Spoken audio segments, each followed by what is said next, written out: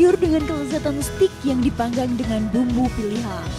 Negara asalnya, Inggris, tak jarang steak dimasak menggunakan bumbu yang mengandung alkohol atau bumbu non-halal lainnya. Di Indonesia, steak pun dimodifikasi dengan bumbu yang halal. Bahkan di kedai di kawasan Serpong, Tangerang Selatan menawarkan steak berbumbu jinten hitam atau biasa dikenal dengan habatus sauda, yang merupakan rempah-rempah yang disunahkan dan tercantum dalam Al-Quran dan hadis. Steak yang biasa dipanggang dengan cairan beralkohol diganti dengan habatus sauda. Berpadu dengan rempah-rempah menghasilkan cita rasa pedas dan berbumbu.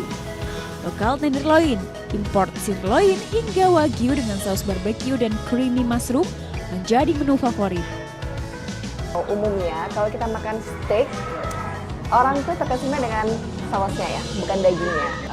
Ditambah lagi dengan herbal dari habatus sauda, membuat si steak ini tuh dimakan tanpa sausnya sudah enak. Selain rempah yang disunahkan, habatus sauda juga memiliki berbagai manfaat kesehatan. Daging yang berkualitas diolah dengan berbagai tingkat kematangan, mampu menghadirkan steak yang empuk dan lumer di lidah. Steaknya itu juicy banget, meskipun itu lokal. Kalau wagyunya lebih empuk lagi gitu. Kalau anak-anak sih sukanya wagyu. Nah, selain menghasilkan cita rasa yang tentunya lezat, habatus sauda sendiri adalah bumbu yang sudah tercantum di dalam hadis dan juga Al-Quran. Jadi ibarat paket lengkap, selain lezat, sehat, dan juga insya Allah berpahala.